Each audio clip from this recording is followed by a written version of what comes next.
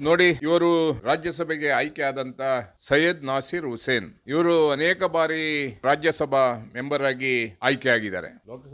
ಇವರು ಪಾರ್ಲಿಮೆಂಟ್ ಅಲ್ಲಿ ಕರ್ನಾಟಕದ ಬಗ್ಗೆ ಆಗ್ಲಿ, ಕಾವೇರಿ ಬಗ್ಗೆ ಆಗ್ಲಿ, ಅಥವಾ ಕರ್ನಾಟಕದ ಗಡಿಭಾಗ ಆಗ್ಲಿ ಯಾವತ್ತೂ ಸಹ ಚಿಂತನೆ ಮಾಡಿದ ವ್ಯಕ್ತಿ ಇವರಲ್ಲ ಅನ್ಸುತ್ತೆ ನನ್ನ ಮನಸ್ಸಲ್ಲಿ. ಒಮ್ಮೆ ನಾಮಫಲಕಗಳಿಗೆ ಮಚ್ಚಿ ಬೆಳೆದವಾಗ ಅದನ್ನ NDTVಯಲ್ಲಿ ಕನ್ನಡ ಹೋರಾಟಗಾರರನ್ನ ಕೀಳಾಗಿ ಮಾತಾಡಿ ಅವರ ವಿರುದ್ಧ ಧ್ವನಿ ಎದ್ದಂತ ಒಬ್ಬ ರಾಜ್ಯಸಭಾ ಸದಸ್ಯ.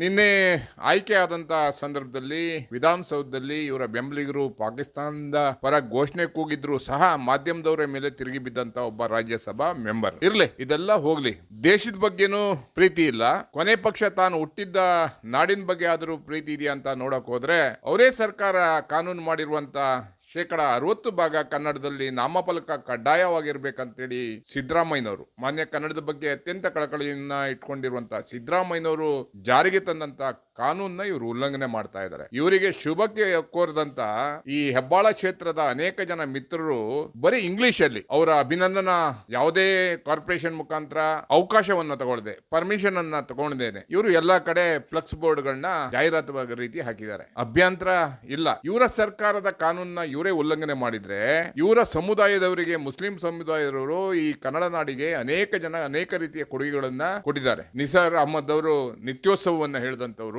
ಆ ರೀತಿ ಅನೇಕ ಸಾಹಿತಿಗಳು ಸಹ ನಮ್ಗೆ ಕನ್ನಡದ ಬಗ್ಗೆ ಅರಿವನ್ನ ಹೇಳ್ಕೊಟ್ಟಂತವ್ರು. ಆದ್ರೆ ಇವರು ರಾಜ್ಯಸಭಾ ಸದಸ್ಯರಾಗಿ ರಾಜ್ಯದ ಪರವಾಗಿ ಇರಬೇಕಾದಂತವ್ರು ಅವರ ಸರ್ಕಾರದ ಕಾನೂನನ್ನೇ ಅವರು ಮುರಿದಿದ್ದಾರೆ ಅಂದ್ರೆ ಇವರು ಯಾರೇ ಬುದ್ಧಿ ಹೇಳ್ತಾರೆ? ಇವ್ರು ಯಾಕೆ ಈ ರೀತಿ ನಡವಳಿಕೆಯನ್ನು ಮಾಡ್ಕೊಂತಾರೆ?